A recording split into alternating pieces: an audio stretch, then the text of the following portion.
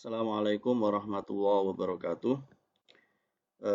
Selamat sore.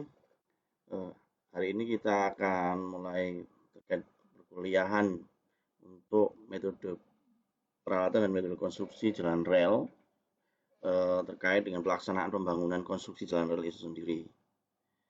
Eh, Kalau kita lihat di gambar atau foto yang ada ini, maka ini adalah salah satu pembangunan jalur trek yang ada di dekat stasiun, ya. Jadi ROW-nya memang agak besar. Nah, nanti yang kita bahas adalah pentahapan terkait dengan pelaksanaan jalan rel itu sendiri. Kita langsung aja. Nah, sebagai studi kasus kita akan mulai dengan pembangunan jalur ganda atau double track, ya. Jadi selama ini terutama yang ada di jalur rel di Pulau Jawa kebanyakan adalah single track. Nah, kemarin sudah ada mulai tahun 2015 kalau salah itu pembangunan jalur ganda antara Surabaya Jakarta itu sudah mulai dilaksanakan. Nah, ini adalah contoh atau kasus untuk pembangunan jalur ganda. Jadi peningkatan jalan rel. Nah,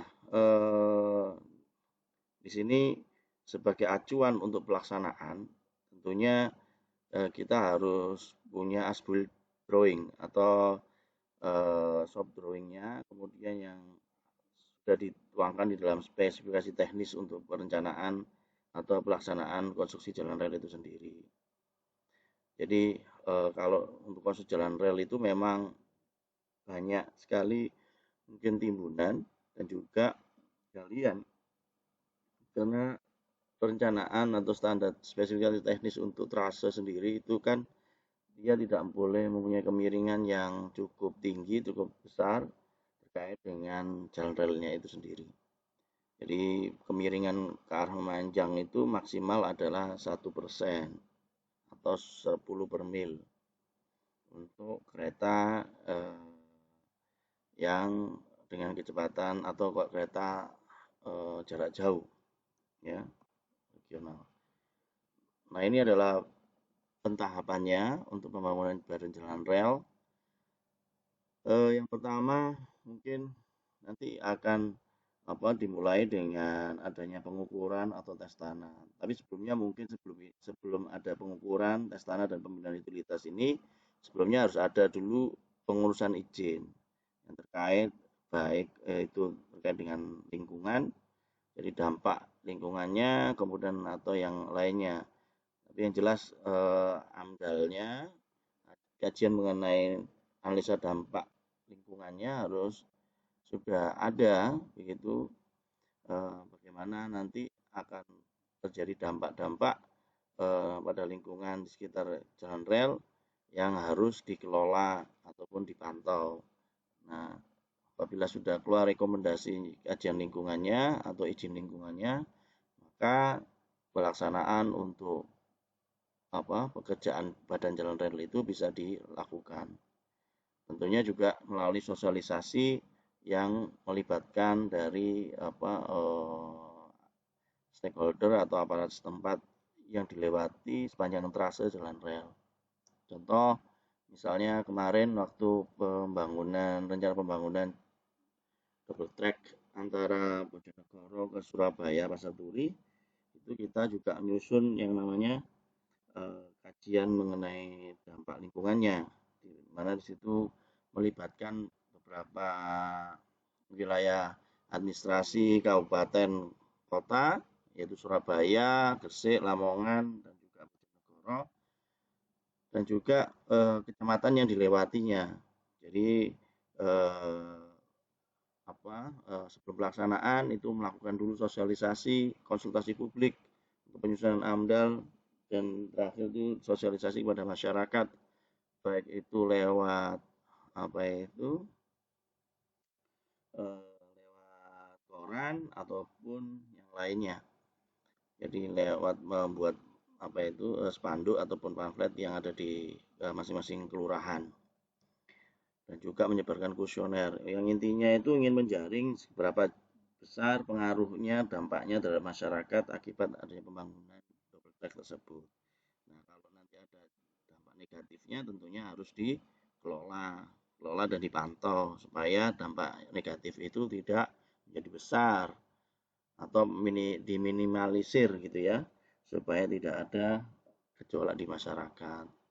Contoh yang di sekitar panjang trek yang ada di Surabaya itu kan banyak trek itu sudah beralih fungsi gitu ya.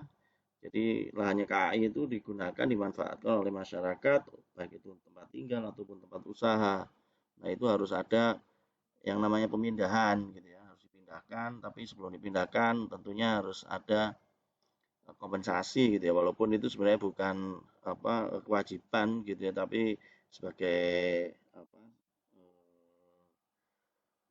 apa istilahnya itu bantuan untuk, bukan ganti rugi ya, tapi ya memang tanahnya tanah KAI yang dimanfaatkan oleh masyarakat, jadi seakan-akan masyarakat liar gitu ya, tidak ada izin dan sebagainya.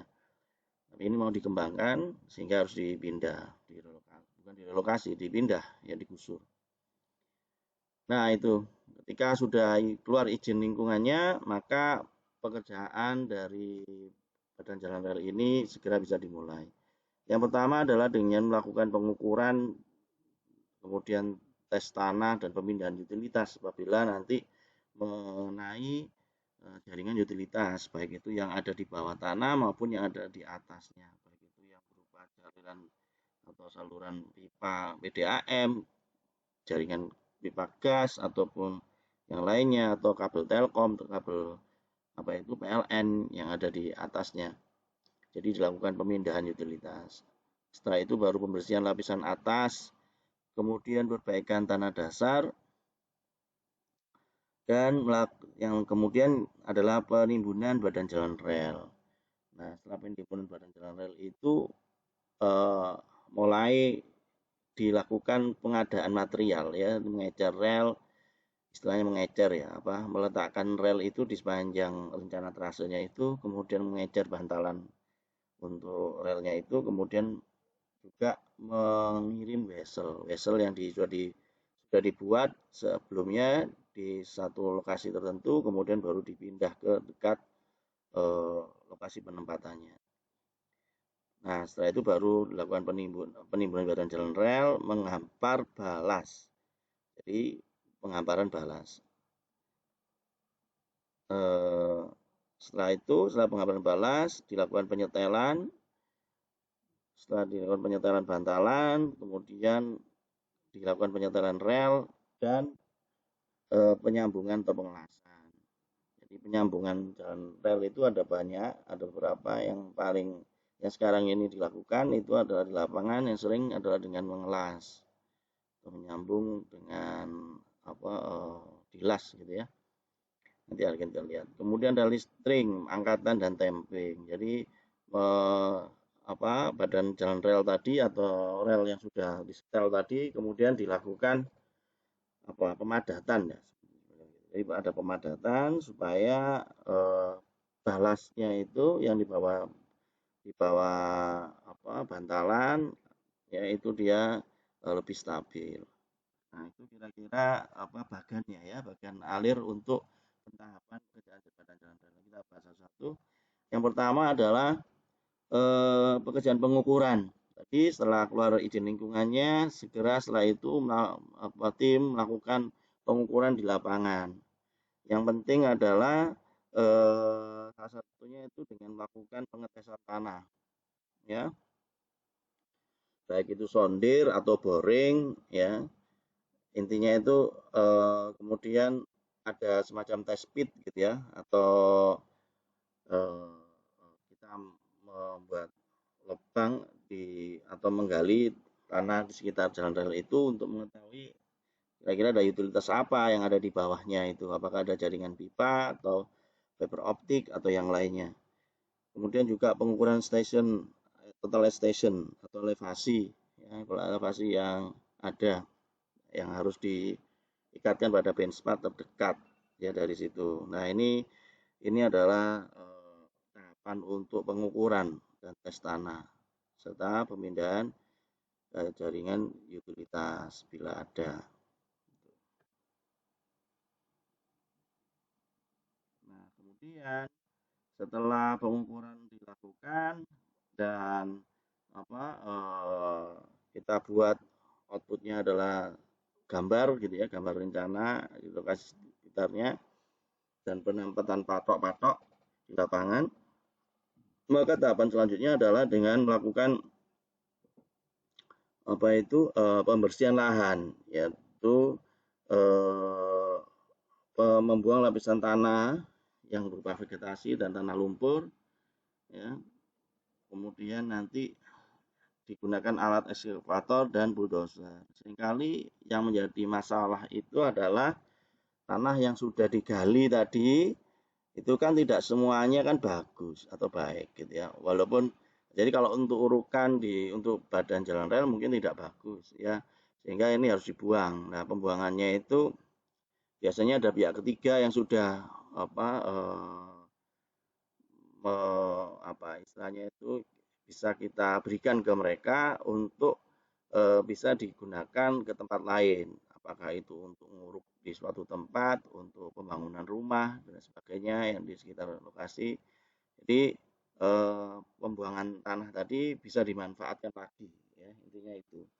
Jadi tidak dibuang di sekitar atau sepanjang jalan rel ini, tentunya nanti akan berdampak pada lingkungan sekitar, tapi dibuang keluar. Nah keluarnya itu bisa ke tadi ada rencana pembangunan perumahan ataupun yang lain gitu ya, itu dimanfaatkan lagi oleh pihak ketiga. Nah itu kemudian setelah lapisan tanah dasarnya itu atau lapisan topsoilnya itu diambil atau dibuang ya atau tanah lumpurnya, maka pekerjaan selanjutnya adalah melakukan perbaikan tanah dasar ya. Kalau di jalan itu kalau misalnya tanahnya itu bekasnya tambak atau tanah bekasnya yang dia maksudnya besar, itu kan tidak bagus untuk bahan perkasan jalan kalau jalan ya. Tapi kalau yang ini juga sama sebenarnya ya, ada batasan bahwa CBR tanah dasar itu tidak boleh kurang dari 5% atau 6%. Nah, sehingga dilakukan perbaikan tanah dasarnya. Jadi perbaikan tanah dasar di sini bisa tadi setelah digali ya, kemudian dia diuruk dengan material. Kalau di sini di gambar itu dengan material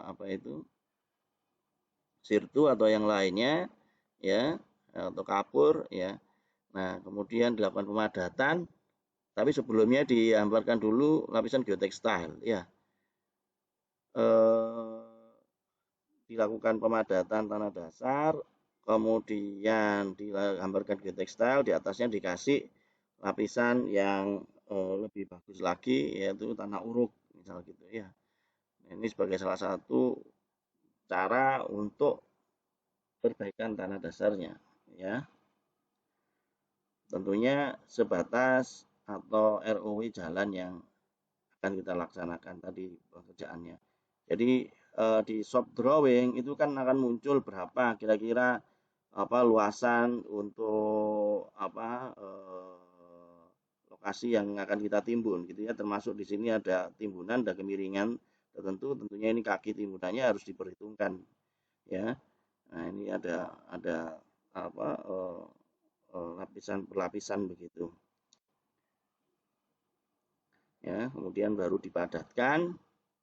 Nah ini ya, ini adalah pembuatan badan jalan relnya dengan material urukan tadi ya, dengan kemiringan tertentu ya, dengan memberikan kemiringan tertentu supaya jalan badan relnya itu bisa stabil gitu ya, tidak.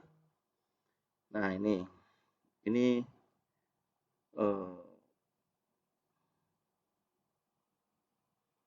pengurukan dari atau timbunan badan jalan rel ya. Nah, tentunya tanah yang ditimbun itu harus menyesuaikan dengan spesifikasi teknis yang sudah dikeluarkan oleh pihak KAI ya, atau yang pemangku untuk ownernya di sini untuk pekerjaan jalan rel.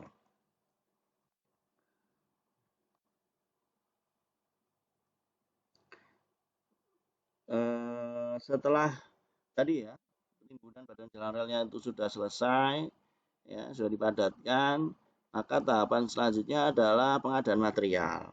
Ya, material yang sudah ada di Kore yang dekat dengan daerah rencana pembangunannya itu dilakukan pengeceran gitu ya, atau dilakukan penimbunan atau pengadaan materialnya itu untuk dijadi ecer di lapangan. Nah, ini contohnya. Jadi untuk jalan relnya ini diletakkan di pinggir-pinggirnya gitu badan jalan rel. Jadi sebelum dipasang balas ya. Kalau sudah dipasang balas akan agak susah untuk melakukan pengeceran jalan relnya ini. Ya baik itu bantalan atau relnya ataupun wesel. Nah, ini melakukan pengecerannya. Jadi diangkut dengan menggunakan kereta seperti ini untuk relnya ya, si relnya. Nah, kemudian demikian untuk yang bantalan juga sama. Bantalan diecer di sepanjang badan jalan rel ini. Ya, bisa dengan menggunakan manual seperti ini atau menggunakan alat gitu ya. Nah, ini truk masih bisa masuk kalau itu untuk badan jalan rel yang belum ada balasnya ya, bisa masuk ke sepanjang trase jalan relnya. Ya, ini pengeceran bantalan. Nah, kemudian wesel, demikian wesel juga sama. Wesel itu disusun atau apa di dirangkai eh, di lokasi yang dekat pemasangan weselnya tadi ya, tapi sebelum dipasang atau dihamparkan balas. Jadi ini disusun dulu weselnya ya. Nah, ini pekerjaan penyusunan wesel ya. Wesel itu di persilangan ya, persilangan kereta api. Biasanya kalau di dekat stasiun itu ada wesel ya, ada tambahan wesel. Nah, atau di tempat-tempat persilangan kereta api ya. Nah, setelah semua pengecaran rel, bantalan selesai, wesel sudah siap ya, baru dilakukan penghamparan balas. Ya, balas ini dihamparkan seperti ini, truk masih bisa masuk tapi sebatas ini. Tapi setelah ini balasnya dihamparkan atau ditumpahkan oleh truk ini seperti ini sudah truk tidak bisa masuk. Maka yang bisa masuk adalah atau pengatur ini yang alat beratnya, ya dari bego atau yang lain, dimana untuk meratakan dari balas. Karena balas dengan material plecak atau agregat ini yang kalau truk ini susah masuk ya.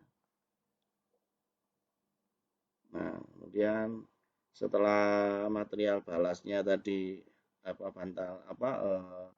sudah siap, sudah sesuai elevasinya dan sebagainya, maka dilakukan penghamparan dari bantalan rel. Jadi menyetel bantalan rel. Bantalan relnya di setel, diletakkan di atas lapisan balas yang sudah dihamparkan tadi. Ya. Kemudian ini bisa secara manual begitu diambil satu-satu dengan jarak sekitar 1,2 meter ya. Maaf, ya. Kemudian ini setelah dihamparkan bantalannya tadi, kemudian di setel relnya ya, bantalannya tadi sudah dihamparkan, kemudian di atas bantalan itu ada rel ya. Nah, relnya itu dipasang, disetel di atas bantalan, kemudian dipasangi fastening atau penambat relnya, ya, penambat relnya. Ini, jadi ada penambat relnya dipasang secara manual. Ini secara manual semua ya kita. Nah, kemudian ditempatkan lokasinya sehingga relnya ini bisa terpasang dengan sempurna. Nah, setelah itu ini contohnya juga ya, dilakukan pemasangan atau penyetelan rel ya. Kemudian pekerjaan selanjutnya adalah penyambungan dari badan jalan rel. Jadi badan jalan rel yang sudah siap di lapangan tadi, maka dilakukan penyambungan dengan menggunakan dengan dicor ya, cor semacam dilas gitu, tapi ini pencoran. Jadi di sini ada baja cair, kemudian dia masukkan ke sini, dipanaskan dulu bajanya itu sehingga dia bisa menyatu dengan relnya. Ya, relnya juga dipanaskan dan seperti ini. Setelah selesai maka ini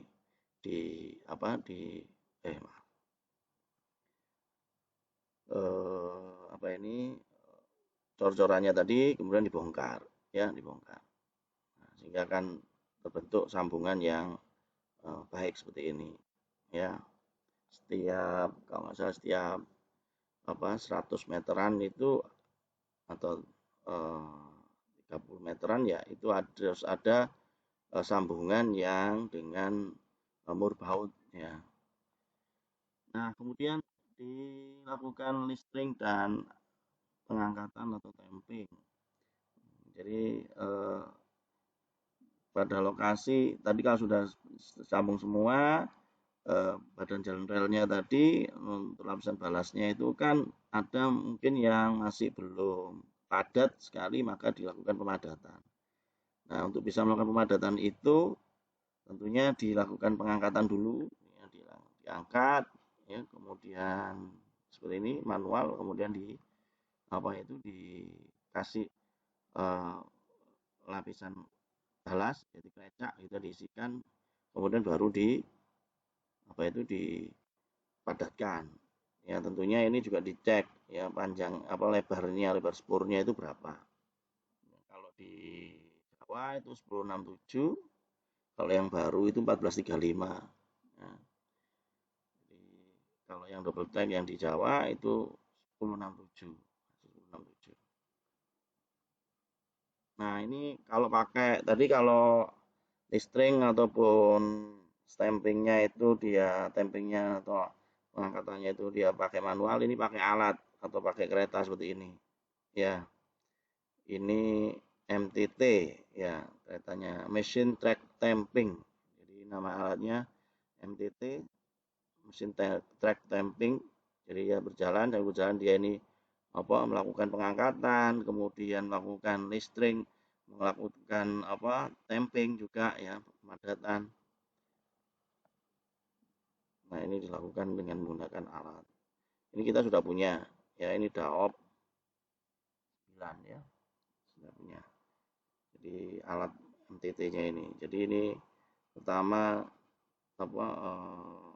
step pertama ini diangkat tracknya, kemudian ketika sudah diangkat ini diisikan ke dalamnya. Nah, baru kemudian ini yang step keempat setelah itu ya, kemudian diisikan balas di bawahnya ya, intinya supaya tracknya itu lebih padat gitu ya, stamping. Nah, setelah selesai semua maka ini adalah hasilnya ya, jadi kalau tadi ini sudah double track ya, kalau tadi yang di awal itu masih single track ya, ini single track ya. Kalau sudah selesai di akhir itu maka dia bentuknya adalah seperti ini Nah, ini sudah double thread. Gitu. Oke, untuk sementara kuliah hari ini asinkronus. Jadi silakan nanti mulai dikerjakan tugasnya untuk kelompok membuat atau ya membuat pelaporan terkait dengan metode pelaksanaan jalan rel.